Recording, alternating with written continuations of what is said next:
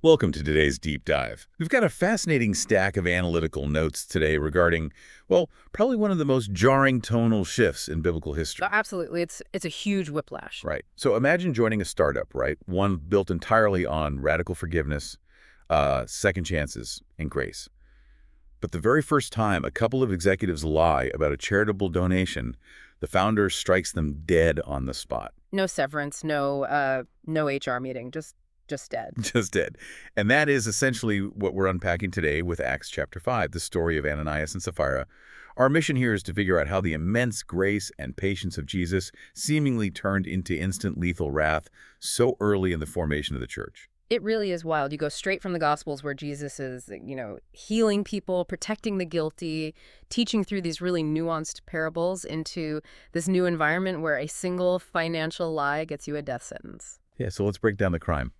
Ananias and his wife Sapphira, they sell a piece of property. They bring a portion of the money to the apostles, but they claim like that's the entire amount. Great. And boom, Peter calls them out, and they literally drop dead. Now, my first thought looking at the sources was, wait, was this some sort of extreme religious commune? Did everyone sign a pact to surrender every penny they had? See, that is the most common misconception. People assume the early church was operating under this mandatory wealth surrender policy. Yeah, that's what it sounds like. But the text actually goes out of its way to clarify that wasn't the case at all. Peter explicitly tells Ananias before he dies, he says, the property was yours to keep, and after you sold it, the money was at your disposal. Oh, wait, hold on. So they weren't being punished because they held back the cash? Exactly. Not at all. Oh, wow. Okay, so they were punished for the PR stunt. Huh. It's like a founder publicly claiming they donated their entire startup's buyout to charity for the prestige, while, I don't know, secretly funneling half into an offshore account. You nailed it. That's exactly it. The Fatal Pact wasn't some mandatory church rule. It was strictly a private conspiracy between the husband and wife to commit spiritual fraud, basically. To deceive the community. Right, to manufacture a fake spiritual reputation. Okay, here's where it gets really interesting to me. I get that lying is bad, obviously, but an immediate death penalty. I mean, Jesus literally protected an adulterous woman from execution. Right, the woman at the well, or, well, the stoning. Yeah, the stoning. And he told the parable of the weeds, saying, to let the good and bad grow together until the end of time. Why does Peter suddenly act like this divine bouncer, bypassing all the restorative justice Jesus modeled? Well, the sources show theologians are generally split into two distinct camps on this. The first camp argues this is about New Temple purity. New temple purity, what does that mean? So the underlying logic relies on Old Testament precedent. Think of figures like Nadab and Abihu. Oh, the priests who offered the unauthorized fire. Exactly, and they were instantly consumed by flames. The theological reasoning here is that whenever God inaugurates a new era, the proximity to the divine is so intense that hypocrisy becomes instantly fatal. Wow. Okay. So under this view, God was setting a zero-tolerance boundary. He had to protect the incredibly fragile early church from being corrupted from the inside. Setting a zero-tolerance boundary by striking people down, I mean, how is that not just spiritual terrorism? That's a strong phrase, but yeah. It just sounds like a complete regression to the rigid, punitive structures that Jesus literally spent his life dismantling. Well, you've just articulated the exact position of the second camp. Critics look at this and call it exactly that, spiritual terrorism.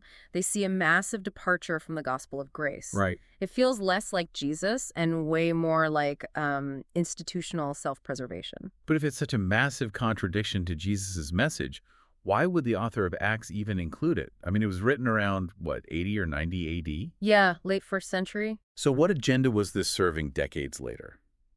Are we just seeing flawed messengers unable to handle the sudden pressure of institutional power? You really have to look at the on-the-ground reality of the church in 80 AD. They were facing immense external persecution.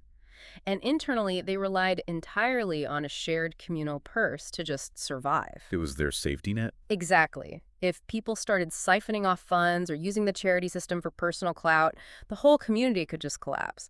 And textual critics agree this isn't some later edit, it's a foundational story. Used to enforce loyalty. Right. Terror is a highly effective way to ensure the communal purse wasn't tampered with, especially when you don't have a legal system backing you up. So we are literally watching this shift from person to institution. Jesus focused on the individual soul. I mean, he let Judas sit at the Last Supper knowing the betrayal was coming. Yes, and in stark contrast, Peter just excises the threat immediately. The sources highlight this profound tension. Imagine if Peter had chosen repentance over wrath. Like treating Ananias the way Jesus treated Peter after he denied him. Exactly. The Jerusalem church might have birthed a region of radical mercy, but instead, they built a strict hierarchy. It really makes you evaluate the gap between a perfect message and its flawed human messengers. For you, the listener, it's a historical warning to always examine how organizations evolve. Yeah, the text even explicitly notes that great fear seized the church after this. And when an organization's primary tool shifts from love to fear, Clear signal. yeah, it's a signal the spirit of the founder has been replaced by the spirit of an institution. Which leaves us with a final provocative thought for you to mull over today. If Jesus' style was always patience and internal transformation, does the death of Ananias and Sapphira represent the exact moment the followers of the way began to look exactly like the Pharisees they originally replaced?